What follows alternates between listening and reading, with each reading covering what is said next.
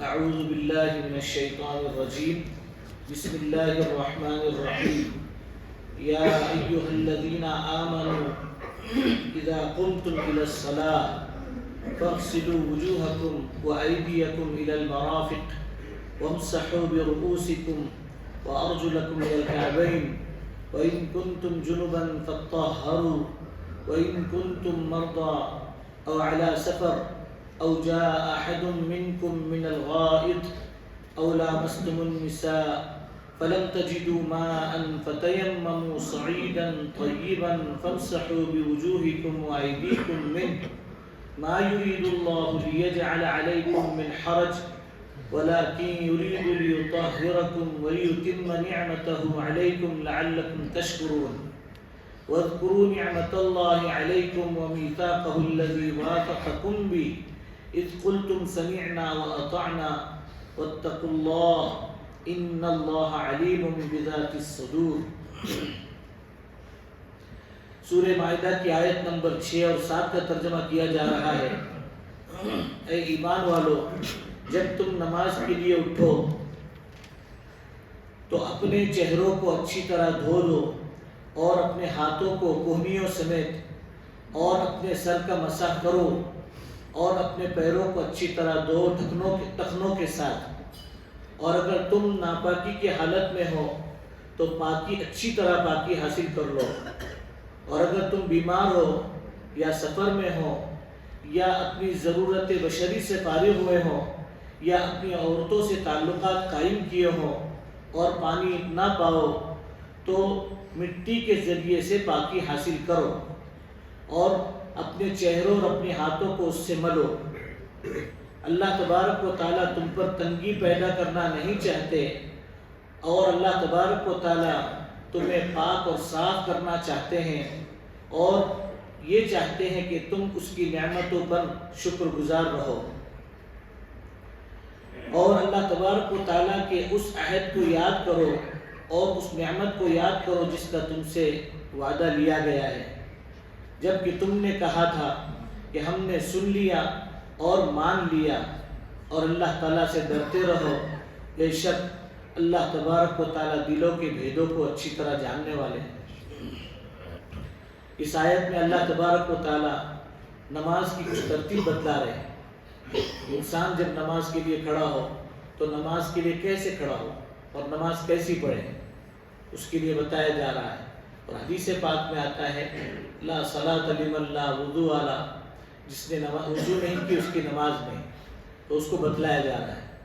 اگرچہ نماز کی فرضیت، یہ آیت تو چونکہ مدنی آئی ہے، مدنی صورت میں سے ہے، یہ صورت بھی اور یہ آیت بھی مدنی یعنی مدینہ منورہ میں نازل ہوئی ہے، اور نماز کی فرضیت اس سے بہت پہلے ہو چکی ہے، اور جب نماز کی فرضیت آئی تو اسی وقت وضو کا طریقہ بھی آیا ہے۔ یہاں صرف یاد دہانی کرائی جا رہی ہے کہ جب نماز کا ارادہ کرو، جب نماز کے لیے کھڑے ہو جاؤ یا نماز کا ارادہ کرو تو اس سے پہلے کیا کرو کہ اچھی طرح سے پاکی حاصل کر لو۔ ایک پاکی ظاہری ہوتی ہے اور ایک پاکی جو ہے باطنی ہوتی ہے، تو دونوں قسم کی جو نجاستیں ہیں یا دونوں قسم کی جو گندگی ہے اس سے پاکی حاصل کر لو۔ تو اس کو بتلایا جا رہا ہے کہ ظاہری پاکی میں کیا ہے کہ ایک تو سب سے پہلے جو ہے اچھی طریقے سے اپنے چہروں کو دھو دو۔ وضو کے اندر 4 فرائض ہیں، اس فرض کو بتلایا جا رہا ہے کہ اس میں سب سے پہلا فرض کیا ہے کہ وضو کے اندر چہرے کو دھونا، اور اس کی لمٹ بتلائی ہے، پیشانی کے بالوں سے لے کر ٹھوڑی کے نیچے تک۔ داڑھی نہیں ہے یا یہ کہ گھنی داڑھی نہیں ہے تو پوری کی پوری چمڑی کو بھی اچھی طریقے سے دھونا ہے، تو اس کو کہتے ہیں پیشانی کے بالوں سے لے کر ٹھوڑی کے نیچے تک۔ اور ایک کان کی یہ لو ہے، اس کو کہتے ہیں کان کی لو، چھوٹا سا کان کے بازو میں جو حصہ ہے وہاں سے لے کر دوسرے کان کی لو تک اچھی طرح دھونا۔ ایک مرتبہ دھونا تو فرض ہے، 3 مرتبہ دھونا سنت ہے، بس 3 سے آگے جانا بعض فقہا نے لکھا ہے کہ یہ اسراف ہے، پانی کے اندر پانی کو ویسٹ کرنا، ضائع کرنا، جس کا حساب دینا پڑے، چاہے اپنے گھر کا پانی ہو، چاہے بل بھرتے ہو، چاہے حوض کے اندر وضو کر رہے ہو، ہر حال میں جو ہے اس کا خیال رکھے کہ سنت کی رعایت ہے، فرائض کی تو رعایت کرنی ہے، لیکن سنتوں کی رعایت کے ساتھ ہر سنت میں اللہ پاک نے ایک نور رکھا ہے. جب بندے اس کے مطابق اپنے عمل کو کرنے کا اہتمام کرتے ہیں تو اللہ تبارک و تعالیٰ نورانی بناتا ہے. انسان جو ہے پینٹنگ سے کاجل پاؤڈر سے نورانی نہیں بنتا، بلکہ نورانیت آنے کے لیے ایک تو اعمال، اور اعمال کے اندر بھی مسنون اعمال، ہر عمل کو سنت کے مطابق کرنے کا اہتمام کرتے رہنا چاہیے. غیر محسوس طریقے سے جس زمانے میں ہم جی رہے ہیں اس زمانے میں سنتوں کو مٹایا جا رہا ہے، سنتوں کو مٹایا جا رہا ہے. آہستہ آہستہ آہستہ آہستہ دیکھو ابھی باقاعدہ اس کا اہتمام کیا جاتا ہے. اب ایک ملک میں جو ہے سارے کے سارے جانے والے مسلمان ہی ہوتے ہیں، لیکن جس ہوٹل میں قیام کرو تو صاف کہتے کہ بھائی یہ تو کم روڈ ہے. ویسٹرن ٹوائلٹ جو ہے، واش روم وہی ہے. باقی وہ ہماری ترتیب والا کہ وہ ترتیب والا نہیں ہے. کیوں کہ سب کو تھوڑی گھٹنوں کی تکلیف ہے، لیکن غیر محسوس طریقے سے جگہ کے بچانے کے نام پر بولو یا کسی نہ کسی نام پر سنتوں کو ختم کیا جائے. بلکہ اب سوسائٹیوں کے فلیٹ بھی اگر دیکھے جائے تو سنت تو بہت دور کی بات ہے، بلکہ بعض جگہ تو فرض چھوڑ کر کے حرام میں مبتلا ہو گئے کہ یا تو قبلے کی طرف پیٹھ ہو رہی ہے یا قبلے کی طرف چہرہ ہو رہا ہے، اور دونوں بھی حرام ہیں. واش روم کے وقت میں یا یہ کہ فراغت کے وقت میں نہ چہرے کی اجازت ہے نہ پیٹھ کی اجازت. بن گیا ہو، بننے سے پہلے دیکھنا چاہیے، لیکن اگر بن گیا ہو تو ایسے موقع پر فقہاء نے اس کی تدبیر یہ بتلائی ہے کہ اگر ابھی چینج نہیں کیا جا سکتا ہے، تبدیلی نہیں کی جا سکتی، تو کم از کم بیٹھنے والے کو چاہیے کہ تھوڑا سا کراس بیٹھے، تاکہ اس وعید کے اندر داخل نہ ہو جو حدیث پاک میں آئی ہے کہ قبلے کی طرف اور پیٹھ کرنا یا یہ کہ چہرہ کرنا فراغت کے وقت میں یہ جائز نہیں ہے.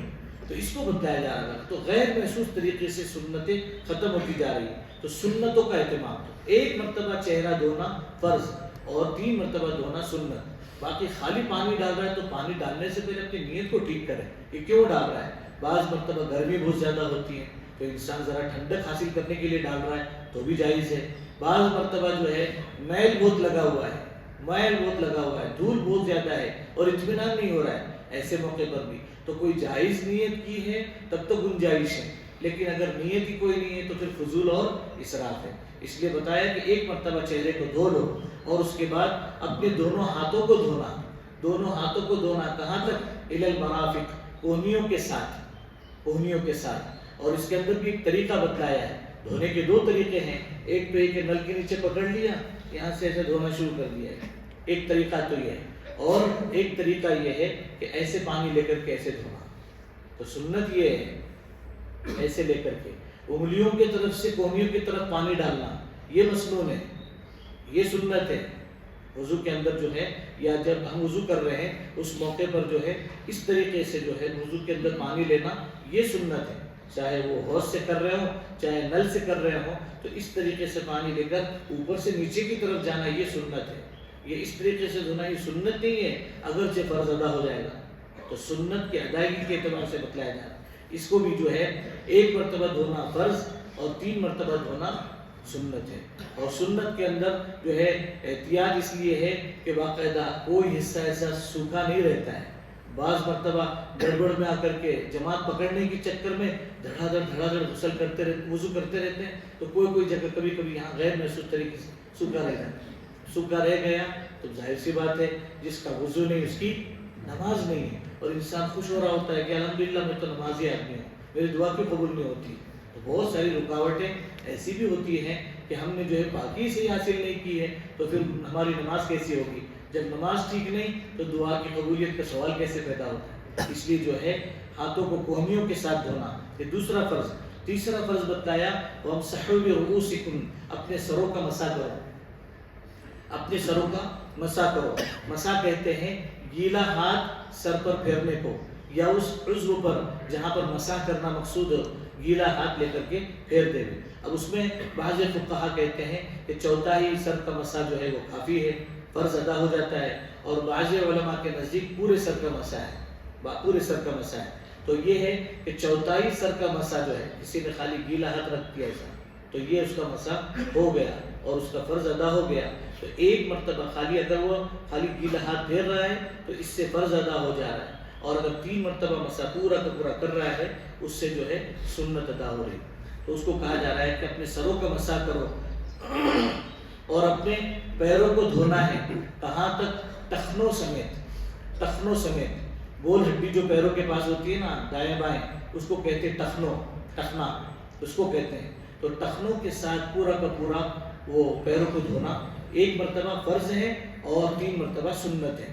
یہ ذہن میں رہے کہ بعض مرتبہ جلدی اور غفلت کی وجہ سے دھیان نہ دیا گیا تو پیچھے کا حصہ جس کو ہماری زبان میں یا اردو زبان میں ایڑی کہا جاتا ہے. کیا کہا جاتا ہے؟ ایڑی کہا جاتا ہے. بیوی کو ایڑی نہیں کہنا چاہیے, لیکن اپنی ایڑی ہے تو اپنی ایڑی کو ذرا گیلی رکھنا چاہیے. تو وہ ایڑی جو ہے اس کو اچھی طریقے سے دھونے کا اہتمام کریں. حدیث پاک میں آتا ہے اللہ کے نبی علیہ الصلوۃ والسلام نے ایک موقع پر فرمایا ویل للعقاب من النار, ویل للعقاب من النار. مجھے پتہ چل رہا ہے کہ میں دیکھ رہا ہوں کچھ لوگوں کی وضو کی حالت میں ایڑیاں سوکھی رہ جاتی ہے, جتنا حصہ سوکھا رہ گیا ہے وہ تو جہنم میں جلے گا. اللہ ہم سب کی حفاظت فرمائے.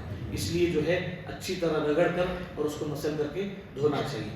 یہ وضو کے 4 فرائض بتلائے گئے. پھر آگے اللہ تعالیٰ فرما رہے ہیں اگر تم ناپاکی کی حالت میں ہو, غسل فرض ہو گیا ہے, جن چیزوں کی وجہ سے غسل فرض ہوتا ہے, اگر غسل فرض ہو چکا ہے تو پھر کیا کرو؟ فطہروا, اچھی طرح پاکی حاصل کرو, اچھی طرح پاکی حاصل کرو. اچھی طرح پاکی کے اندر بعض فقہا نے کہا ہے ایک تو یہ ہے کہ کلی کرنا تاکہ اندر کا حصہ بھی پاک ہو جائے, اور ایک ہے ناک میں پانی ڈالنا. کہاں تک؟ جو نرم حصہ ہے, ناک کا جو نرم حصہ ہے اس میں پانی ڈالنا باقاعدہ. اور اگر روزہ نہ ہو تو باقاعدہ کلی کرتے وقت میں غرارہ کرنا, جیسے گلا سیکنے کے لیے جو آواز کرتے نا تو اس طریقے سے کرنا. اگر روزہ نہ ہو, روزہ ہو تو اس میں احتیاط کرنا ضروری ہے کہ غلطی سے پانی نہ چلا جائے گا حلق میں. اس لیے ایک تو یہ ہے کہ کلی کرنا, دوسرا ناک کے نرم حصے تک پانی پہنچانا, اور پھر تیسرا جو ہے پورے بدن پر اس انداز سے پانی بہانا, اس طرح پانی بہانا کہ کوئی بدن کا کوئی بال برابر بھی حصہ سوکھا نہ رہے. اچھی طرح رگڑ کر, اگر احرام کی حالت میں نہیں ہے, اور اگر احرام کی حالت میں تو رگڑے نہیں, لیکن اطمینان حاصل کر دے کہ وہ جگہ پوری کی پوری گیلی ہو چکی ہے, پوری کی پوری گیلی ہو چکی ہے, تو اس کو کہتے ہیں فطہروا, اچھی طرح پاکی حاصل کرنا اس کو کہا جاتا ہے. تو فقہا نے اس کی بھی شرط لگائی ہے کہ پورا کا پورا اندر باہر سے اچھی طریقے سے پاکی حاصل کر لیں. بعض مرتبہ غیر محسوس طریقے سے کچھ جوانوں نے پوچھا بھی, اور یعنی دیکھنے میں بھی آیا کہ ٹھنڈی ہوتی ہے یا ایک ہمت نہیں ہو رہی ہے تھوڑا سا پانی کے استعمال پر, تو ایک غلط طریقہ ہمارے یہاں پاکی کا شروع ہو گیا ہوا ہے, خاص کر کے نوجوانوں میں. غلط طریقہ, بولے وہ غسل تو فرض ہو گیا تھا تو میں نے کیا کیا, اتنا حصہ دھو دیا. بولے اچھی طریقے سے, بہت اچھی طریقے سے دھویا صابن لگا کر کے, اور اس کے بعد میں بولے وضو کر لیا تو پاک ہو جاتے. تو یہ تو کوئی ڈھنگ ہی نہیں نا, نہ ڈھنگ سے تیمم ہے نہ ڈھنگ سے غسل ہے. درمیان کی مخلوق تو اچھی ہوتی بھی نہیں ہے کبھی. تو اس لیے جو ہے اس کو یہ طریقہ غسل کا ٹھیک نہیں ہے. تو پوری کی پوری طریقے سے یا تو غسل کر لے, پوری طرح غسل کر لے, اور غسل نہیں کر سکتے تو آگے اللہ تعالیٰ اس کی ترتیب بتلا رہے کہ اگر تم بیمار ہو, ایسے بیمار ہو کہ پانی کا استعمال تمہارے لیے نقصان دہ, پانی کا استعمال جو ہے نقصان دہ. کون سا پانی؟ ٹھنڈا پانی. تو ایسے موقع پر ایک تو یہ کہ گرم پانی سے غسل کر لو یا وضو کر لو, پانی کا استعمال. لیکن اگر وہ بھی شکل نہیں ہے, یا یہ کہ مستقل پانی ہی نقصان دے, ایسا کوئی زخم ہے اللہ نہ کرے, یا ایسی کوئی چیز ہے کہ پانی کے استعمال پر, یا یہ کہ پانی ہی نہیں ہے, پانی نہیں ہے, یا ہے تو اتنا پانی کہ جس سے پیاس تو بجھائی جا سکتی ہے, اور اگر یہ استعمال ہو جائے تو پھر نماز کے لیے, اگر یہ استعمال ہو جائے تو پھر اس کے بعد جو ہے پینے کے لیے کوئی چیز نہیں ہوگی, تو ایسے موقع پر جو ہے تیمم کی اجازت دی گئی ہے.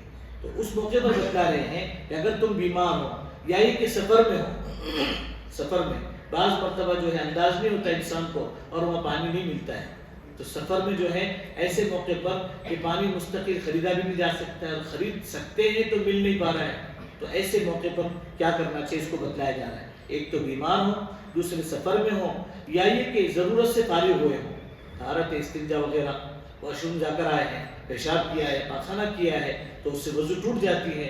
تیسری چیز, چوتھی چیز بتلائی, یا یہ کہ تم نے اپنی عورتوں سے تعلقات قائم کیے, اپنی عورتوں سے تعلقات قائم کیے ہو جس کی وجہ سے غسل فرض ہو جاتے ہیں. ایسے کام اگر کیے ہو, اور اگر تم پانی نہیں پا رہے, یا یہ کہ پانی ہے مگر پاک نہیں ہے, پانی ہے یا اور پاک نہیں ہے. تو اگر ایسے موقع پر پانی نہیں مل رہا ہے تو پھر کیا کرو؟ فَتَيَمَّمُوا صَعِيدًا طَيِّبًا، کہ پاک مٹی سے جو ہے پاکی حاصل کر لو. پاک مٹی سے پاکی حاصل کرو، جس کو فقہا کی اصطلاح میں، فقہا کی لینگویج میں تیمم کہا جاتا ہے. تیمم کہا جاتا ہے. اس سے پہلے تیمم کا طریقہ بتلایا گیا تھا باقاعدہ، کہ پاک مٹی ہو تو اس مٹی کے اوپر پہلے تو نیت کرے کہ میں کیوں یہ کر رہا ہوں، وضو کے لیے یا غسل کے لیے، اور دوسرا پاکی حاصل کرنے کے لیے. پاکی حاصل کرنے کے لیے میں جو ہے تیمم کرتا ہوں یا تیمم کرتی ہوں، یہ نیت کر لیا. اس کے بعد جو ہے مٹی کے اوپر ایسے ہاتھ مارے. اب زیادہ مٹی کبھی کبھی لگ جاتی ہے یا دھول لگ جاتی ہے تو چہرہ بھی خراب ہوگا، ہاتھ بھی خراب ہوں گے، جس کی وجہ سے کپڑے بھی خراب ہوں گے. تو اب ایسے موقع پر اس کو تھوڑا سا اس طریقے سے جھاڑ لیں، اور جھاڑنے کے بعد جو ہے پورے کے پورے چہرے کے اوپر اس کو ملے پورا اچھی طریقے سے. میرا چشمہ خراب ہوگا اس لیے میں ہاتھ نہیں لگا، تو پوری طریقے سے اس کو مل لے اچھی طریقے سے. ایک تو چہرہ، اس کے بعد پھر دوبارہ جو ہے مٹی پر ہاتھ مار کر کے اس طریقے سے یہ چار انگلیوں کے نیچے سے لے کر پورا کا پورا یہاں تک لے کر آئے. ابھی انگوٹھا اور انگوٹھے کے سائڈ والا حصہ باقی ہے، اس سے اس کو ایسے رگڑ کر آخر میں جو ہے انگوٹھے سے انگوٹھے کے اوپر مسا کر لیا. اس طریقے سے جو ہے تیمم کریں گے. ایسے اس کا بھی جو ہے اس طریقے سے تیمم کرنا ہے. تو یہ اللہ تعالیٰ کی طرف سے امت محمدیہ صلی اللہ علیہ وسلم کے لیے بڑی سہولت ہے کہ اگر پانی پر استعمال کی قدرت نہ ہو یا پانی استعمال نہیں کر پا رہے ہوں تو ایسے موقع پر تیمم کی اجازت دی ہے. اس میں جو ہے وضو میں اور تیمم میں اس بات کا خیال رکھے کہ اچھی طریقے سے جہاں پانی پہنچانا ہے پانی پہنچائے، اور جہاں پانی نہیں پہنچا سکتے تیمم کر رہے ہیں تو اس جگہ پر مسے والا ہاتھ پھیر دے، مٹی سے مسے والا ہاتھ اچھی طرح پھیر دے. کبھی کبھی انگوٹھی ہوتی ہے، ٹائٹ انگوٹھی ہوتی ہیں اور اس سے وضو کے اندر پانی نہیں پہنچ رہا ہوتا ہے اندر. ایسے ہی کبھی کبھی جو ہے بہت ٹائٹ گھڑی پہنی ہوئی ہے تو پانی نہیں پہنچ رہا ہے، یا یہ کہ مٹی سے ہاتھ پھیرتے وقت میں اس کے اوپر ہاتھ نہیں پھیر رہا ہے، تو ایسے موقع پر تیمم ناقص ہوگا. اس لیے اس کو خیال رکھیں کہ فَتَيَمَّمُوا صَعِيدًا طَيِّبًا، پاک مٹی سے جو ہے پاکی کا ارادہ کر لو اور پاکی حاصل کر لو. فَامْسَحُوا بِوُجُوهِكُمْ، چہرے کے اوپر مسا کرو مٹی کے ذریعے سے، اور وَأَيْدِيكُمْ وَأَيْدِيَكُمْ مِنْ، اپنے دونوں ہاتھوں کو بھی جو ہے اس سے پاکی حاصل کر لو.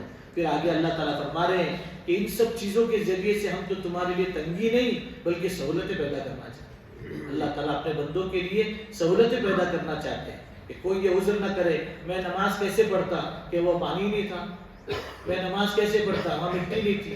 اچھا، تیمم کرنے کے لیے ایک تو مٹی ہے، اور اس کے ساتھ ساتھ ہر وہ چیز جو زمین کے قبیل سے ہو، زمین کے جنس سے ہو، زمین سے نکلتی ہو، جو زمین سے نکلتی ہو اس کے اوپر تیمم جائز ہے، اس کے اوپر تیمم کیا جا سکتا ہے. اور آگے اللہ تعالیٰ فرما رہے ہیں کہ اللہ تبارک و تعالیٰ تمہیں پاک اور صاف کرنا چاہتے ہیں، اور یہ چاہتے ہیں کہ تم جو ہے تم پر اللہ تبارک و تعالیٰ اپنی نعمتیں مکمل کرتے رہیں تاکہ تم اس کے شکر گزار بنو. آگے اللہ فرما رہے ہیں اللہ کی نعمتوں کا احسان بھی مانتے رہو اور اس عہد کو یاد کرو جس کا تم سے وعدہ لیا گیا تھا کہ ہم دنیا میں جا کر کے اللہ تبارک و تعالیٰ کے حکموں کے مطابق اپنی زندگی گزاریں گے. اللہ ہمارے رب ہے، جتنے بھی عہد دیے گئے ان سارے عہد کا خیال رکھتے رہو اور اس کو پورا کرنے کی کوشش کرتے رہو. اس لیے کہ تم نے کیا کہا تھا کہ ہم نے سن لیا اور مان لیا، ہم نے سن لیا اور مان لیا. جب سن لیا اور مان لیا تو کیا کرنا ہے؟ اسی کے مطابق اپنی زندگی گزارتے رہنا ہے اور اللہ تبارک و تعالیٰ سے ڈرتے رہو ہر حال میں. نیکی کرنے کے بعد ڈرنا یہ بہت اونچے لوگوں کی شان ہے، بلکہ نبیوں کی شان ہے. نیکیاں کرنے کے بعد ڈرنا ہے نا. دو قسم کے گناہ ہوتے ہیں نا، نیک لوگوں سے دو قسم کے گناہ ہوتے ہیں، ایک تو خود بینی اور ایک بد بینی. خود بینی ایک تو یہ کہ اپنے کو اچھا سمجھنا، نیکی کرنے کے بعد اپنے کو اچھا سمجھنا، میں تو روزہ بھی رکھتا ہوں، میں تو تراویح بھی پڑھتا ہوں، میں تو الحمدللہ میں تو قرآن پاک کی تلاوت بھی کرتا ہوں، یہ دیکھو نا، یہ دیکھو میں تو داڑھی بھی رکھتا ہوں، یہ دیکھو بغیر داڑھی کا ایسے گھومتا رہتا ہے خالی. تو یہ خود بھی نہیں، اپنے کو اچھا سمجھنا نیکی کے ساتھ، یہ اللہ کو پسند نہیں ہے، بلکہ اللہ کا شکر ادا کرنا ایک الگ چیز ہے اور اس پر تکبر اور کبر کرنا یہ ایک الگ چیز ہے. تو اللہ کو یہ پسند نہیں ہے. شکر ادا کرتے رہے، اللہ کی مہربانی ہے کہ اللہ نے بلایا، جھکایا سجدہ کرنے کی توفیق دی، تلاوت کی، سننے کی، کہنے کی توفیق دی، یہ اللہ کی مہربانیاں ہیں۔ تو یہ اس پر اللہ کا شکر تو ادا کرتے رہیں، اور ساتھ ساتھ جو ہے بدبینی، کیا مطلب کہ لوگوں کے اندر عیوب تلاش کرنا، لوگوں کے عیب کو باقاعدہ دیکھتے رہنا، یہ ایسا، یہ ایسا، یہ ایسا، یہ ایسا، یہ ایسا۔ تو بے عیب تو اللہ پاک کی ذات ہے، بے عیب تو اللہ پاک کی ذات ہے۔ معصوم انبیاء علیہ السلام ہیں جن کی بچپن سے اللہ حفاظت کرتے ہیں، اور باقی جتنے بھی انسان ہیں وہ سارے کے سارے قصوروار ہیں۔ کسی کی غلطیوں کو اللہ نے معاف کر کے ان کو جو ہے صحابیت کا مقام عطا فرما دیا، اور باقی کے لوگ جو ہے ابھی جو ہے اللہ تعالیٰ کی طرف سے امتحان میں ہیں۔ تو ایسے موقع پر جو ہے لوگوں کے عیوب کو نہیں دیکھے، اگر نظر آ بھی جائے تو اپنے نظروں کو جھٹلائے کہ ہو سکتا ہے تو نے غلط دیکھا، یا اس کی کوئی نہ کوئی ایسی مجبوری ہوگی جس کی وجہ سے وہ یہ نہیں کر پا رہا ہے۔ تو اللہ تعالیٰ سے ڈرتے رہیں۔ آگے اللہ فرما رہے ہیں بے شک اللہ تعالیٰ دلوں کے بھید کو جاننے والے ہیں، جو عمل کر رہے ہیں کوئی جانے نہ جانے اللہ کے علم میں سب ہے کہ کن جذبوں کے ساتھ، کن نیت کے ساتھ یہ اعمال کیے جا رہے ہیں۔ اللہ تعالیٰ کئی سنی باتوں پر عمل کی توفیق عطا فرمائے۔